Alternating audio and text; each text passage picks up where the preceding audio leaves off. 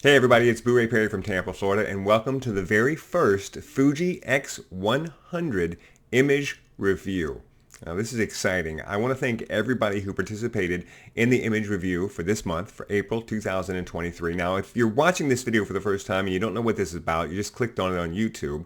About 2 weeks ago, I put up a video asking for people who shoot with Fuji X100 series cameras, the V, the F, the T, the S, so forth, to submit an image, and then I would pick some of the best images and I would review them. I would show them and I would talk about them and give them tips on how they could possibly improve some of their work. And I got a great response. I really did, and I can't say enough how great it is that you responded, because the courage that it takes to send someone else one of your pictures and say, tell me how to make this better, or is this good? Talk about my image. Oh, it's rough. It can be really, really rough to do that. So the fact that you stepped out and said, you know what, I'm going to do this. This is going to be fun. I'm going to have a thick skin. That's just full credit to you. Now, if this is the first time you're watching this video and you want to get involved, you're in luck, because we're going to do it again. Right. Look down in the description. There's a link to my website and to the page where you can sign up for the next Fuji 100 image review. Last time we did kind of a still life thing. This time we're going to do a person, and we're going to get a little bit more dialed in, because I'm hoping we do a lot of these. And so, we can't be really broad or else we'll run out of things to do. So we're going to be a little bit more dialed in this time. And this time I want you to submit an image of one person from the waist up. That's it. Now, how you light them is up to you, where you take the picture, what the environment is. These are the things that you get to bring to the table to try and make this a good or unique or an interesting picture. But I don't want full length, and I don't want more than one person. Those are really the only rules. Other than that, you can do whatever you want. You can go crazy. All right, so let's answer this question right off the bat. Excuse me.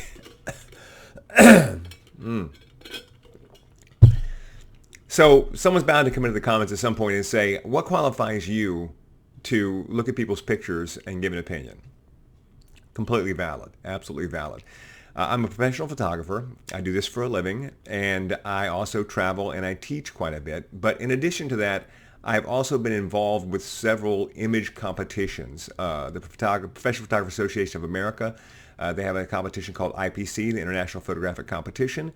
I, for years, was a commentator on that competition, and as a result, I watched that competition every single year for about 6 years, and I interviewed most of the judges at some time or another and talked about their process and what they look for and how they judge. In addition, I have judged at local competitions and state competitions all over the country. I've also judged at WPPI, which is Wedding and Portrait Photographers International. They have a competition in Las Vegas every year, and I've judged there as well. So when you judge at all these competitions, you begin to see that there's a criteria, and there are things that you look for when you are judging an image. And this is important to understand. Your art is your art, and what you do with it is entirely up to you. And you are free to completely ignore any of the standards of the day or any of the things that have been determined over time to make a picture more attractive to the general population. You can absolutely ignore all of that. So if I say something about your image and you go, yeah, I don't care. I want the image to look this way. Great. 100% great. You can absolutely do that. You do not have to listen to anybody else's advice. You can just do it for you. But if you want to learn more about what are the things that professional photographers look to do to make their images more attractive to people, to make their images more interesting, and that's what this is about, because this is the kind of thing I'm going to be laying on you. This is the kind of stuff I'm going to be talking about. I'm going to be talking about impact. Impact is always very important. The minute your image comes up, when a person sees it, it should have some impact on them. They should be like, oh, I want to look at that. If an image comes up and it doesn't have impact, then it just gets passed over. Think about just flipping through images on your phone. That's what it's like. Right? The images I will be talking about today are images that had impact. When I was looking through the images that got sent in, these are the ones that I stopped on. I was like, oh, I want to take a closer look at that image. see if there's something there. That might be interesting. So impact is always very, very important. Then, of course, there's lighting, there's composition, there's technical flaws, there's understanding angle of attack and lens selection and so forth. Now, lens selection isn't going to be an issue here because we're all shooting with the same, the same camera, and the same lens. One camera, one lens. That's what we do. So you'll hear me use these phrases again and again and again, and you'll hear these phrases in any competition in the world. So it's nice to start to kind of learn them and get a feel for them, and then you can think about these things when you're shooting and make your photography better. All right, so I think that covers everything, and yeah, here we go. Let's look at some images. First, I want to point out that these images are in no particular order. I grouped them in ways that I thought would make it easiest for me to talk about them and to talk about a specific concept in photography. So we're going to start off with this image from John Dilworth, and I hope that y'all don't mind, but I will be making some notations on the image. It's just easier for me to point out things if I can actually draw right on the image. So let me get that. There it is right there. I can just draw right on the image if I need to point something out. So this is an image that definitely has impact.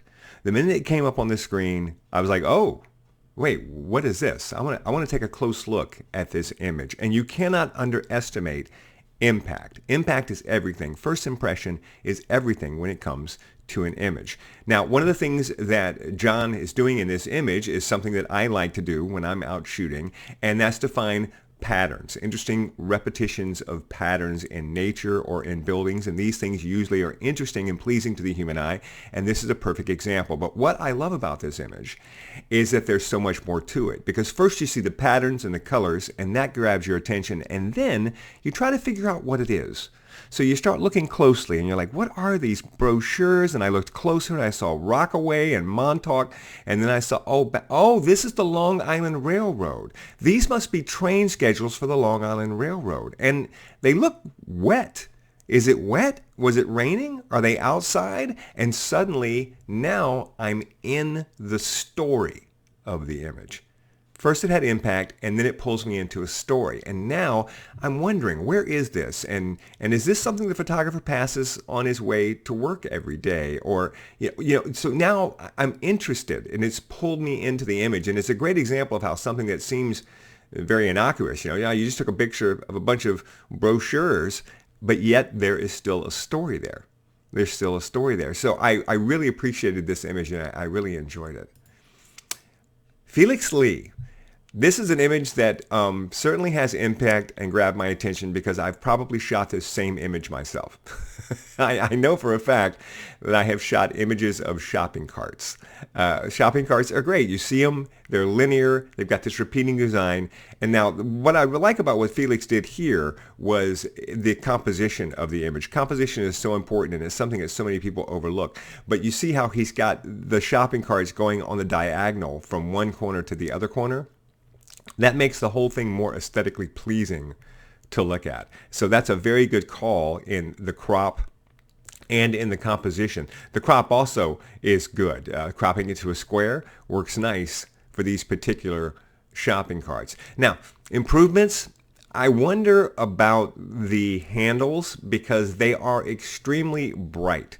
One of the things that they will tell you in photography that you absolutely want to look out for is blowing out your highlights, and that's having your white areas be so pure white that you can't see any detail. You'll see that this is like in competition, this is a game killer. If you have an image and your highlights are blown out, that's it. Your image is not going to go anywhere. And in this particular image, these handles are exceedingly bright. Some of them not so much, but some of them are. And I would like to see the writing on the handles. I'd like to see that writing in every handle more easily, especially down here at the bottom. You can see down here at the bottom, it's really starting to blow out. Up here, it's a little bit better.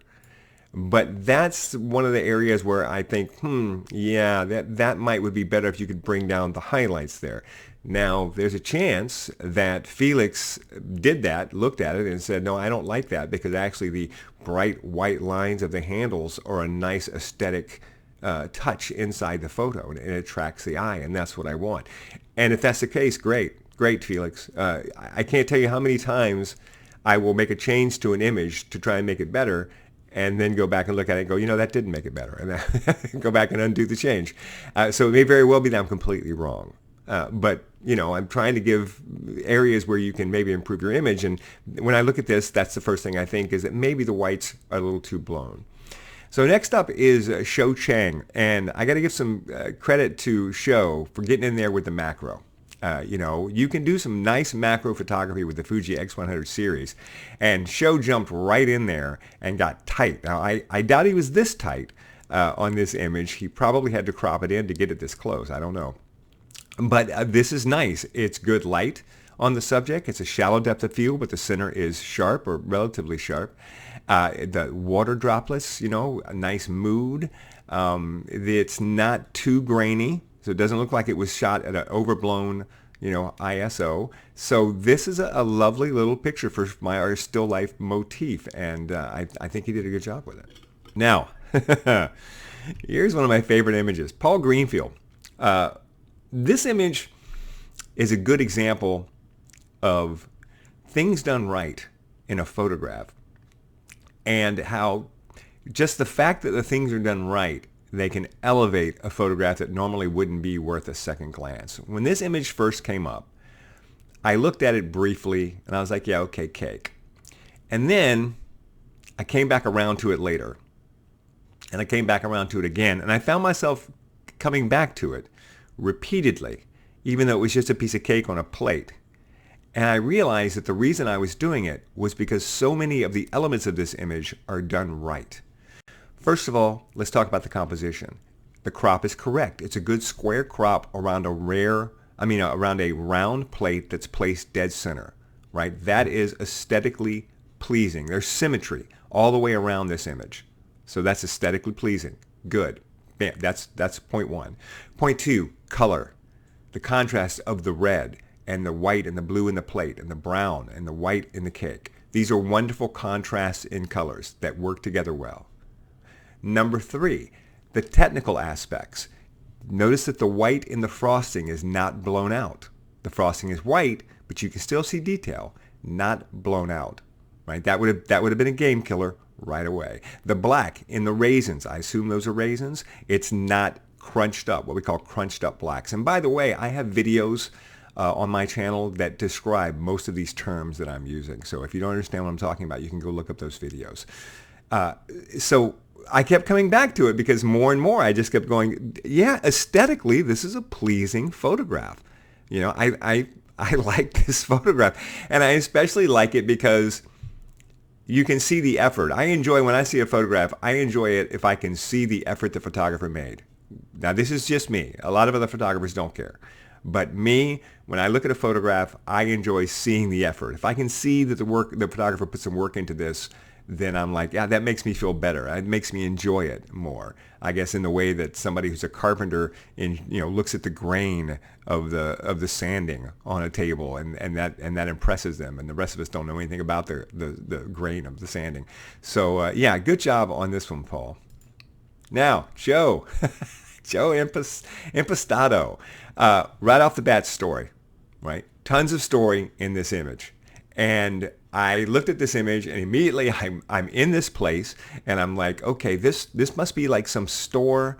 I like the wood walls back there. This must be some store somewhere, and they probably sell it's like an antique store, and they sell lots of used stuff. And then over in some corner of the store, on the bottom shelf, they have stacks of old Playboy magazines. A little sign there that says naughty but nice, 18 years, right? So there's a whole story that is going on with this picture. And if you can take something that is a static image, no people in it, no action, and turn it into a story, that is great.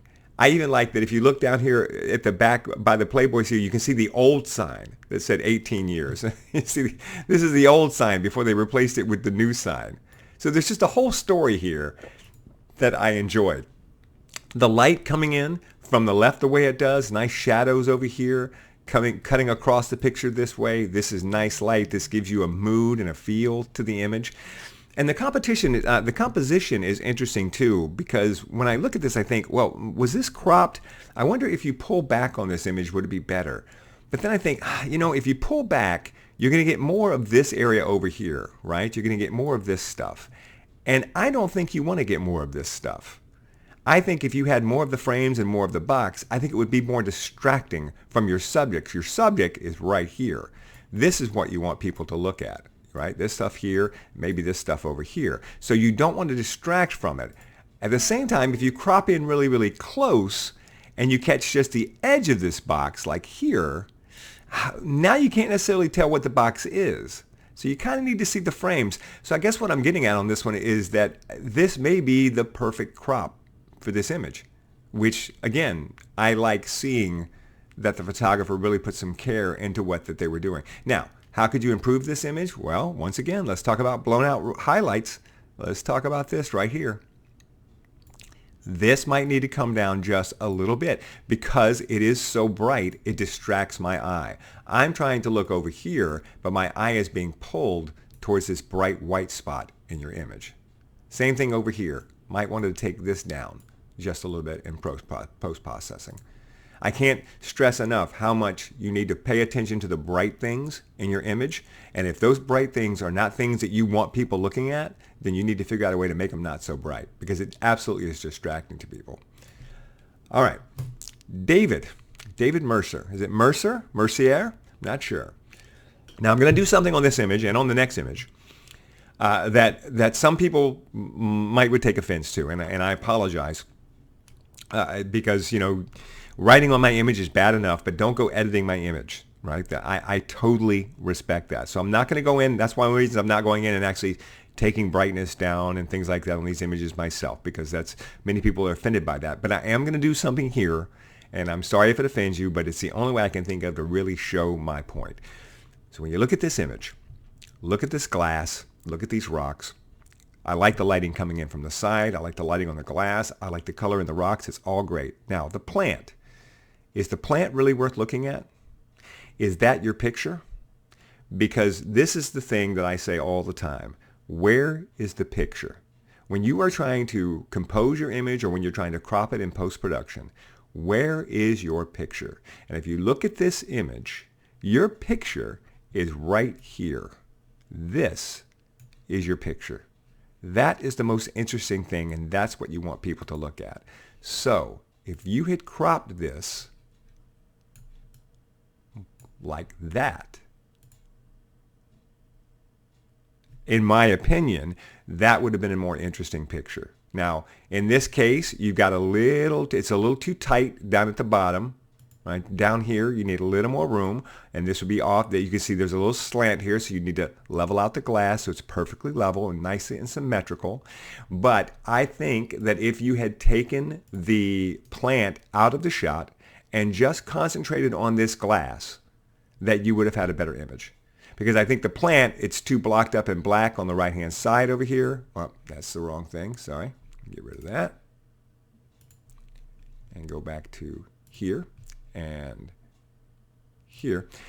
Over here, too blocked up and black. I mean, if you look at this image, if you divide it into thirds, using the rule of thirds, if you divide this into thirds, there's nothing happening in this third of the image that's interesting.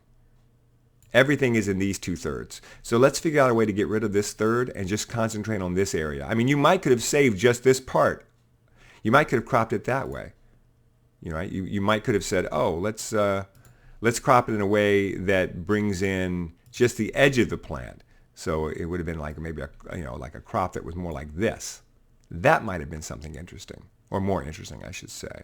So this is a perfect example of an image where there's a picture here, but you're just letting too much in. And it's the hardest thing in the world, I think, for photographers, especially newer photographers or amateur photographers, to crop away from their images. Because they think, oh, I'm removing things from I want to keep all this stuff in my picture. You really don't. You really don't. You want to force the viewer to look at exactly what you want the viewer to look at. Right? Go back up and look at Paul. You cannot help but look at that cake and that plate. Everything is pointing to that cake and that plate. Right? So I do like the lighting on this though, and I like the rocks and the glass, but that's what you could have focused on. All right, so the last we're going to look at is Ryan. I hope it's pronounced Veach. Ryan, man, I see this picture taken in London probably, and I'm like, oh man, that street. I bet there's some stuff you could do on that street and that light coming in like that. Give me a model on that street. But what I'm really seeing here is a lost opportunity, a missed opportunity, because I'm guessing that's not your bicycle. So you couldn't touch it or move it.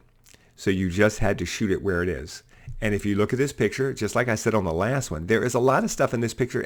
You might disagree. You might say you like this, but I think this ladder is distracting. I think this cone is distracting. I think everything over here is distracting. What's interesting to me is the bike and the shadow from the bike and the light that works as a leading line that leads to the bike. So once again, let me just do this real quick.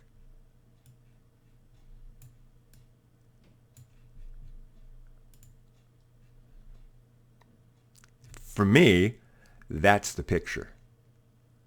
Now, I cannot help but look at this light and this shadow and this bike.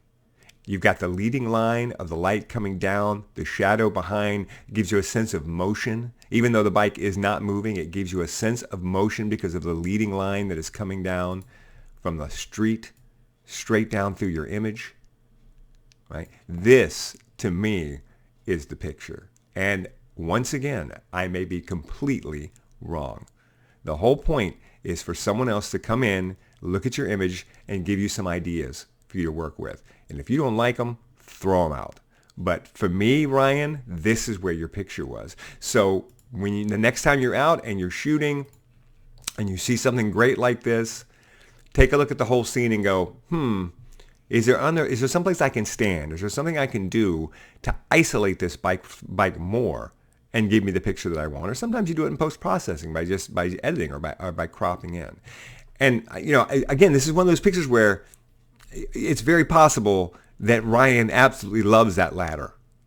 Like, to him, that ladder is integral and a very important part of this picture. And that is 100% okay because it is your picture and it is your art. So when I say, this is the picture and this is what you should be doing and this is what you should be focusing on, that's just my opinion based on my work and the things that I've learned as a photographer, but nothing is set in stone.